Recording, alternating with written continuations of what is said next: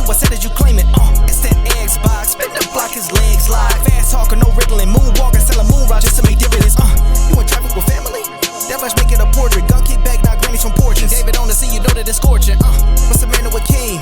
No response to the saying, advancing the line, advancing the payment. You front the game and shoot, what said that you claim? You already know the time, told my boys to hold the line. We gon' shoot it out in seconds, leave you posted like a vine. Bow your head down to the king, leave your roses at the shrine. We stay ready for the war, just need the king to drop the sign. Say what you running from, what you running from? I'm with my team, we bleed green, that's what you wanted, huh? Say what you running from, what you running from? I'm with my team, we bleed green, that's what you wanted, huh? This what you wanted. This what you wanted, huh?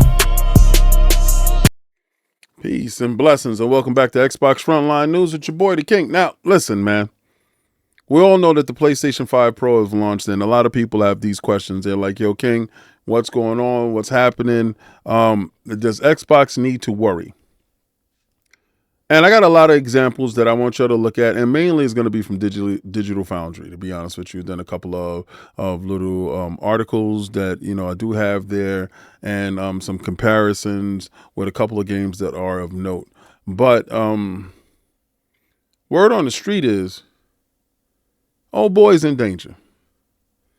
Price tag was albatross. There's certain little things that prevent it from doing what everybody hopes it would do. Now, what I'm going to tell you first and foremost, don't be in my DMs asking me who the hell I voted for and do I care about the election or anything of that nature. And my indifference to the winner or loser does not indicate my choice of candidate at all, not in the least. All right. So don't try to extrapolate from my demeanor what I did or what I didn't do, or who I picked or who I didn't pick, or if I'm happy or if I'm sad. Regardless to what I expected and what I want was a smooth process. And also what I really want is a smooth transition of power. All right. So those things is stuff that I look forward to. I look forward to us putting our best foot forward on the world stage. That's what I expect. I don't want us to look weak in any sense of the word.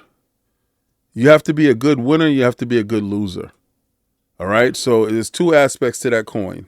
So I expect the loser to be a good loser, and I expect the winner to be a good and gracious winner.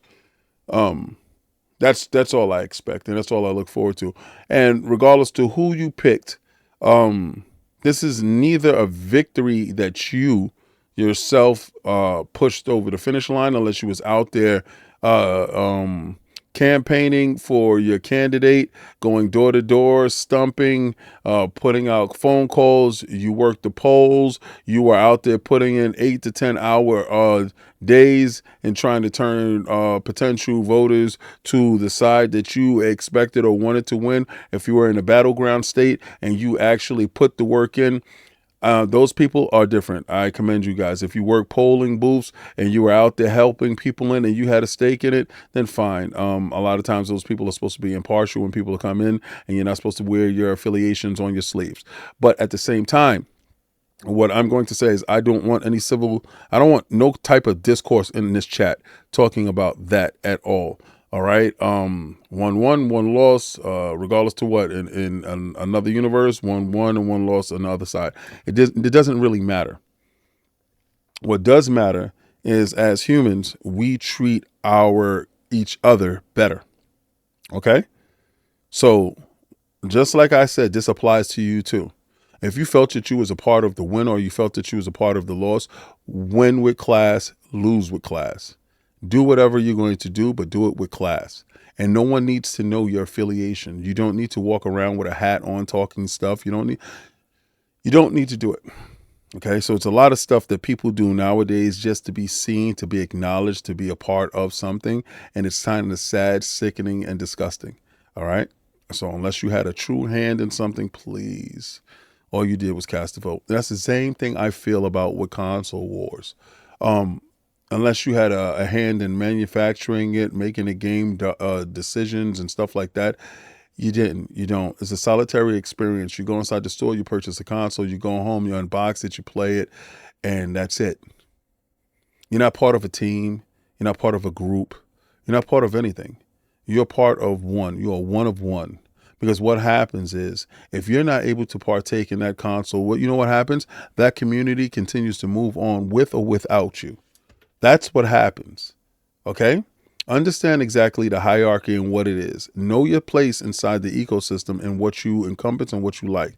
This is what I'm trying to foster here. I'm trying to foster a different sense of community.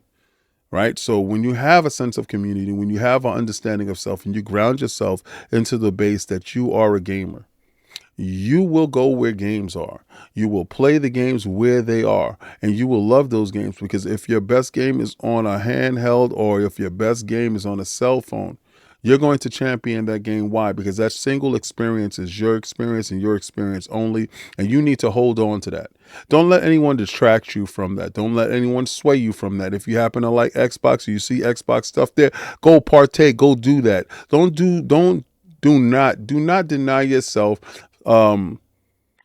the pleasure, the small pleasures that you do get in this lifetime to be taken away from you. Don't allow that to be taken away from you by some weird, sick affiliation that you feel that you have to a brand or something like that.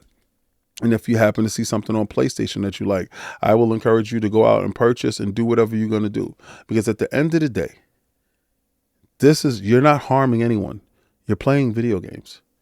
This is a hobby, right? This is not essential to life. All right. And yet this is not gangs. I understand we treat it as such. It's weird, but I want you to understand. I do a lot of tongue-in-cheek stuff here. Pause. Don't get messy, bro. I'm not playing with you. Stop it. But at the same time, I want you to ground yourself in reality and know that you have to understand this is just video games. Nothing more, nothing less. So don't bring that political stuff in here. And y'all can do the console war stuff. It's cool. But when you start to get belligerent, start calling names and start being stupid, I'm going to boot you. I'm going to block you. I'm going to ban you. I'm going to get you up out of here. Now, we got the PlayStation 5 Pro to talk about, because that is the new piece of tech that is on the street. A lot of people is asking me, King, what should I do? Should I purchase or should I not? And I'm going to tell you the things that I did after this segment, after you see this stuff. Also, I'm going to be on Boom Show today, so I don't know if I'm going to drop this before or after. I'll probably drop it after. All right, so go back and watch Boom Show for our interactions and the stuff that we do talk about. That's at 7 p.m. tonight. Boom, the hardest working man in the business. And again, that is my guy. You know. Oh, by the way, I only talk politics with very close friends. All right, nobody else. And regardless to what, family, but very close, tight-knit family, like my wife and maybe my kids. That's about it. But let's get into these topics, because these topics, well, it's not even these topics. It's one topic. It's the PlayStation 5 Pro. And I want to talk about it. A bit deeper now. I want to talk about the HDMI controller on the PlayStation 5 Pro, because talk about it. John, Talk about it. Problems with the HDMI controller on the base PlayStation 5, 32 gigabits with the base. per second bandwidth, Cool. which it ain't basically means that you can't get 120 hertz output at 444 or RGB, right? It's really? subsampling down to 422, right? Oh, that's correct. And yeah, for those unclear with chromic subsampling, you're essentially processing the different colors at a different resolution. Okay. So you lose some fidelity.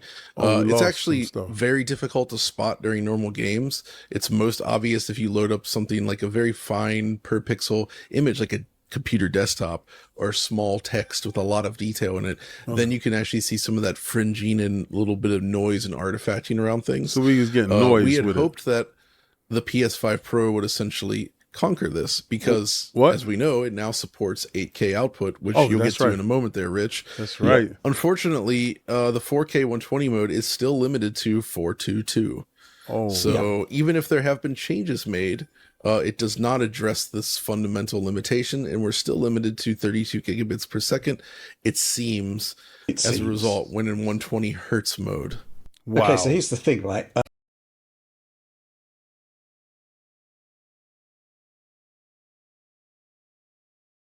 right? Let's get to that 8K. Let's get to that output 8K. Requires essentially all right. twice the bandwidth of 4K at 120 hertz. That's right, 2 times. So the display controller has got to be upgraded, right? That's just pure right. logic. Logical. So we kind of think it is, but not in the way you might expect. So we've got capture here of a PS5 Pro attached to an 8K screen. Now, looking at the signal type supported, we've got 8K there, or 4320p. But looking at 4K, 120 hertz is still limited to 422. Mad stuff. So now, connecting the Pro to my 8K capture cards, the Pro isn't having it. The menus say I need both 60 hertz support, which I have got, but also DSC, which my capture card hasn't got. DSC is display stream compression. So theory crafting time here, but I think Sony has added compression support to the display controller, but it's likely still limited to 32 gigabits per second of bandwidth. I guess the good thing is that... What the man? The key features of PlayStation 5 Professional is the fact that your existing PlayStation 5 games should, in theory, run better thanks to the Game Boost feature. So I had the pleasure of testing Game Boost, which we can now confirm deploys the full power, or something close to it, of the PlayStation 5 Pro to non-Pro games.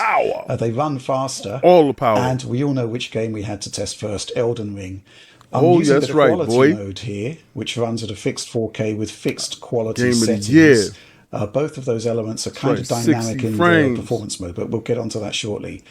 Solid, son. So this is good for like comparisons to get some sort of grip on the performance differential. Right. So here's the thing: you won't get a locked 60 frames per second on PlayStation 5 in PlayStation 5 Pro, rather, in quality mode. Why not? But you should comfortably remain within the 48 to 60 FPS VRR window for most play. Looking at the comparisons here, I've added real-time performance differentials expressed as percentages.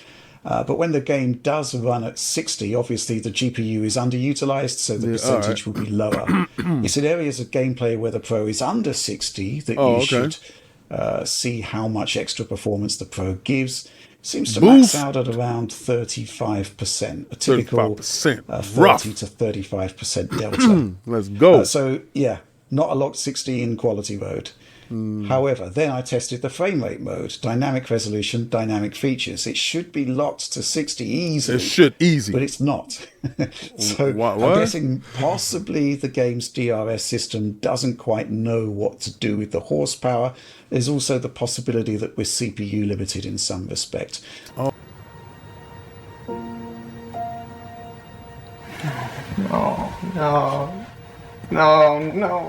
don't say that. Let's do it. And you can see that on the left there, the base PlayStation 5, on the right is the Pro enhanced version of the game. All right, 43. We're still CPU limited, and you'll see that similar to Cyberpunk, the performance differentials are again in line with a modest bump to CPU clock. So, Oliver, I think this is probably the primary limitation. I mean, a lot of people are looking at PlayStation 5 Pro thinking, should I give up my PC or should I stick with PlayStation and not move to PC? And I think the defining limitation of the Pro, which we've got to accept, is that even mainstream CPU performance now in the PC space is significantly better than the Zen 2 in the PlayStation 5 Pro. So you've kind of got to accept that limitation with the Game Pro, of the year, right? Yeah, I mean, this is a mid-gen refresh console, so the emphasis is obviously make not excuses. on some of the more kind of fundamental areas of the console design, I would say, like the CPU. But here, let's get those excuses. Right now, high-end PC CPUs are about twice as fast as the PlayStation 5 Pro's CPU. But I think what we're seeing in most titles nowadays on the target console hardware is that basically they are mostly delivering 60 FPS. Like, I don't think we're in quite a cataclysm of this is games bad, bro. Are failing to hit their performance targets on console. I think most games are basically there, plus or minus some stutters and issues like that. But obviously, titles like Baldur's Gate, obviously in some more CPU-limited games, like you mentioned with Cyberpunk in certain areas, you do run into some problems in there.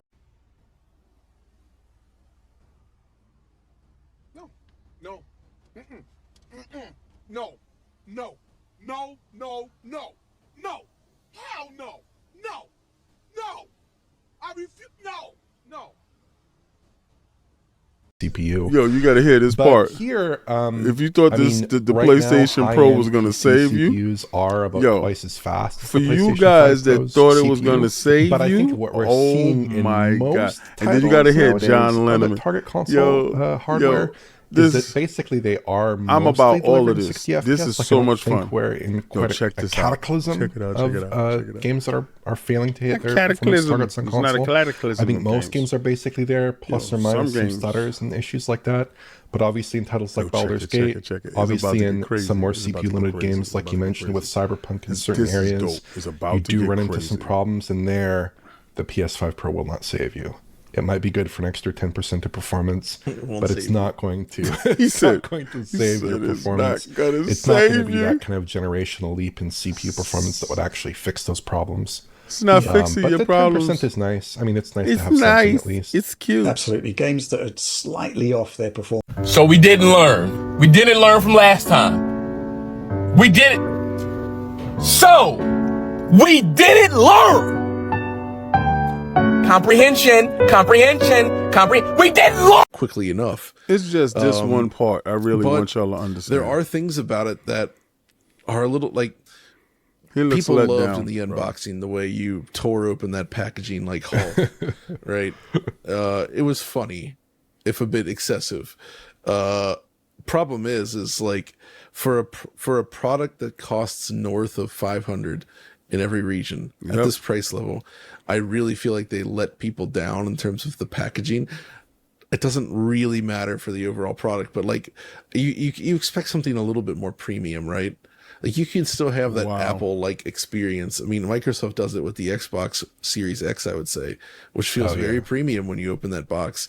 Like just having that flimsy cardboard sleeve and this like artery slicing the cardboard in there. It's very cheaply put together.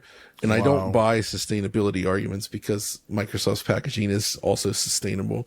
They could have done better there. But ultimately, that's just that. I can't take this shit. Okay? Okay. It's like this much shit. I know. I can maybe take this much shit, but it's up here. It's a lot of shit. Shit! All right, let's get into the top 3 complaints about the PlayStation 5 Pro. The PlayStation 5 Pro is too expensive. There's no shocker. That price tag has become a sticking point across all reviews. $700 is wild crazy. It's an easy sell for a more casual gamer, you know, who might be content with the PlayStation 5 already. It just isn't an easy sell for them, bro. Be honest with you. If you already have a PlayStation 5 and you're already comfortable with the PlayStation 5 and the performance that you're getting, $700 is it's a crazy price tag. All right, there's no disk drive. The disk drive adds an extra $100 to the machine. So you're at an $800 machine off the rip. Now, majority of your games probably is on disk, right? So now that you have this console that you got to get a disk drive for because the majority of your games is already on disk, what is it, you know? So now you're looking at $800. And, you know, a lack of games. Not to add to the annoying, but PlayStation has no games discourse, one of the minor complaints about the Pro is that, well, there aren't any games that sell you on buying a console. Like, to be honest with you, I told you before. When I told you I gave you a sound strategy on how to perfectly position the console to be sold, to who that you're supposed to market it to, and all these different things, none of that stuff was actually heard, listened to, or even thought about. Or maybe they did. And they realized that their fan base is so sheep-like that they will eat anything. And they will take anything. And in doing so, to their own detriment, they will purchase a machine that they don't necessarily need at all. Because, again, the gains are so minimum that it makes zero sense for you to upgrade your console. Now, unless you are completely unsatisfied with the PlayStation 5 and you have an extra couple of bucks laying around, trade it in, get it. And let's say you've never upgraded from the PlayStation 4 and you was looking at the Pro machine. Well, the two machines are in the marketplace. If you do have $800 to spend Is it something that you want to do, or do you want to go for the least amount of money that you could pay for the best price to comparison? And I think the best price to comparison will have to be the base. I'm not even going to hold you and tell you that, it's something that is necessary to get. To be honest with you, kind of disappointed, to be real with you. Like everybody else I've seen so far.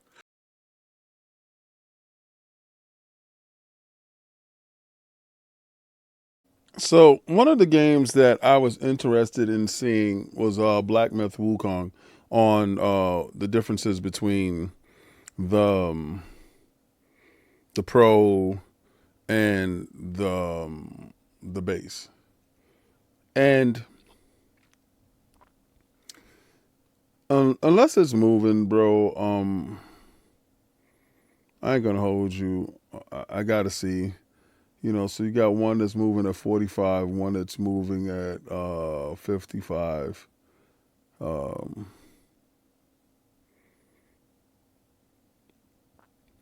It's a noticeable impact to it. But again, it still does the same. All right, so you have that 10% increase that you do see, but look at them. They're battling right close to each other. It's going to boil down to, is your $300 to $400 worth the 6 to 7 frames that you're going to get out of this machine? And that's something that you will have to ask yourself.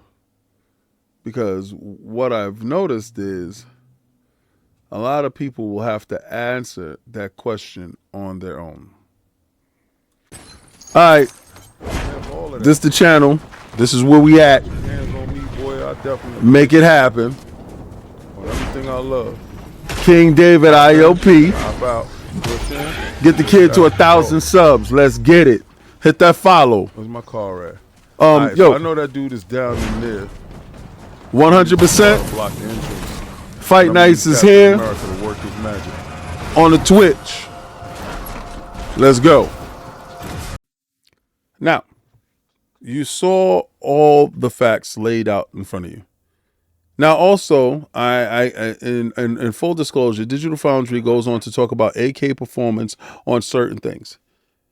Now, to achieve AK performance, which is not true AK performance, but to achieve AK performance, you need an AK television. Now, if you're going to go out and purchase an AK television for something that doesn't have sustainable content, if racing is not your thing, and those two games are racing games, and I think, what is it? The Tourist is another one that is AK on every console. So it's not exclusive. It's not an exclusive thing. There are some AK games out there. Those games are natively AK. These games are different. The way that the PlayStation is lying now, it's very strange. They turned into TurboGrafx, which is really weird. You don't have to lie about a lot of things. What I found interesting is that the GPU is at a lower clock speed than the PlayStation 5 base. So the CPU is the same. The GPU is at a lower clock speed, but they do have more memory, and they do have a pisser in the box. And for a lot of things, the pisser isn't doing what the pisser is supposed to do. Now, you do have the form factor in the machine where the machine is slimmer than the base model. The base model is a little bit more robust. The base model does have more things going on with it. But the PlayStation Pro itself is slimmer. More, the dimensions of it is a little bit slimmer, right? And the foot, but they said it's a little bit heavier.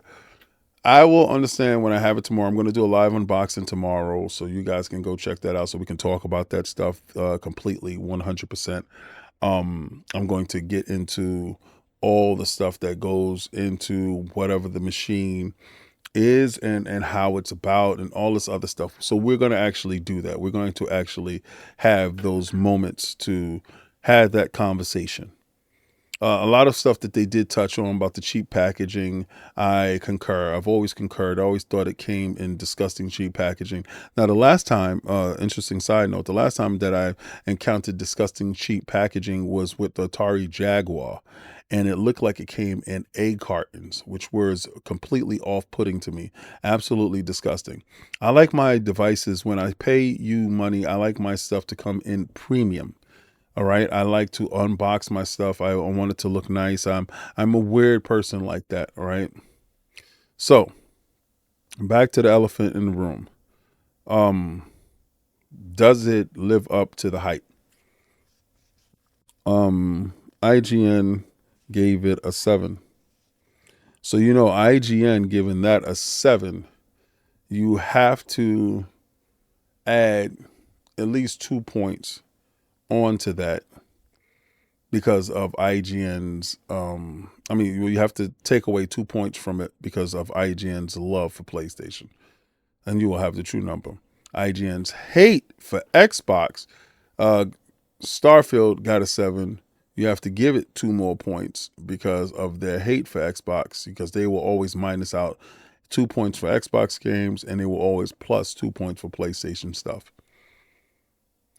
So you said 5 is mid. It doesn't give you a reason to purchase. Some of the stuff is hit or miss. Still CPU bound, like we thought. Anyone that thought that there was true RDNA 3 in a box, that's a lie. Anybody that thought it was 33 teraflops was disingenuous and was grifters and was grifting the fan base. Let me tell you something. The easiest thing for me to do is to be a PlayStation grifter. There's a ton of them out there that are grifting you guys. And I saw one guy begging for subs and doing all stuff. I'm not going to knock your hustle. I don't give a damn. I'm not knocking your hustle, because I do have members over here, and I do interact with my members, right, without having a barrier of entry. And, so that's what Fight Night Fridays is all about. It's about community. Some people will see value in you. Some people won't see value in you, right? And you can't tell somebody, oh, look at the value in me. You can't do that. What you can do is just present yourself as you are. And if they happen to love you, they love you, right? But I've noticed a couple of grifters that actually went over to the PlayStation because they looked at you guys as easy marks. Me personally, I don't like that fan base. I don't like the toxicity with it. Good money, all money isn't good money, right? And all subs isn't good subs. I happen to like the community of the Xbox. I happen to like the community that we cultivated. So with that, I also do like the platform of Xbox way better. My experience with my Xbox Series X told me that I did not need to worry about the PlayStation 5, because from my unboxing, it was a magnificent experience. Now, do you tell me that the PlayStation has a couple of AAA games that are equally as impressive, if not better than some of the offerings that's on Xbox? Here and there. But then I got to say, Xbox did give me games that I actually love and I actually play and I actually care about. And I love the ecosystem and I love everything that goes along with it. So it's an inherent bias there for me. Right. But I do support the PlayStation to the extent that I do have everything. I do have the PlayStation, except for that Portal. I don't think the Portal is worth anything, to be honest with you. And that's just me. But at the end of the day, we have to look at the PlayStation 5 Pro for what it offers. And I don't think it offers enough for the average PlayStation 5 owner. If you own a PlayStation 5, there's no reason for you to upgrade. Unless you do have extra money laying around and you do want to have the extra frames per second. I didn't think the extra frames per second was warranted after seeing everything that came out. But again, I was giving my son my PlayStation 5 anyway, and I was getting a Pro because that's the last console. Hashtag no PlayStation 6. We're going to run it up on these bums. I'm going to keep the boot on Kong's neck this whole generation. Even if you don't want me to or not, I'm actually going to continue to do what I got to do. I understand that sometimes that you PlayStation dudes feel that you got to win. But I'm asking you these questions. How many times could you drop mid-overpriced consoles that aren't worth the weight in salt at all? And Phil Dominus Maximus Aurelius, first of his name, told you they weren't doing a mid-gen refresh because the gains weren't there.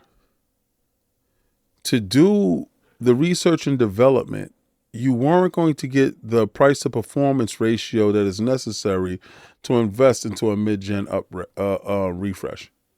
So you just might as well worry about the next generation. Make the next generation come out, put out a Zen 5 processor with some little tweaks and twerks to it, and make that happen. Now, I also heard that the Switch 2 is going to probably have mesh shaders there. The PlayStation 5 Pro does not support mesh shaders. It doesn't support a lot of things. The machine in itself is really disappointing, in all honesty. And anyone that was actively out there screaming like it was a second coming, I know now that you have egg on your face. So I don't know how people are going to word this. I don't know how that you're going to make it happen. But what I'm telling you from Xbox Frontline News and the XNWO, that's Xbox New World Order, we will continue to keep the boot on Kong's neck. We will continue to run it up on these bums.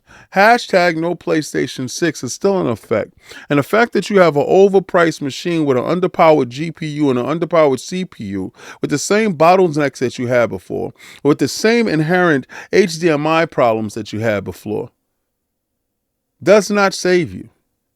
You have no games. You're port begging, and this is exactly what you want. You want games from Xbox, and we got you.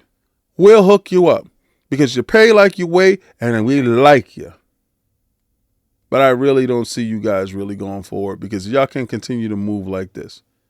Y'all gave people no reason to spend $800 to $900. You're spending $1,000. They don't respect your money. And that's not something I can abide by. But this is the part in the video. If you've seen anything that you like here, and I know this is a short video, and it's just about the Pro. Facts about the Pro. Tomorrow I'm going to do a live unboxing with the Pro.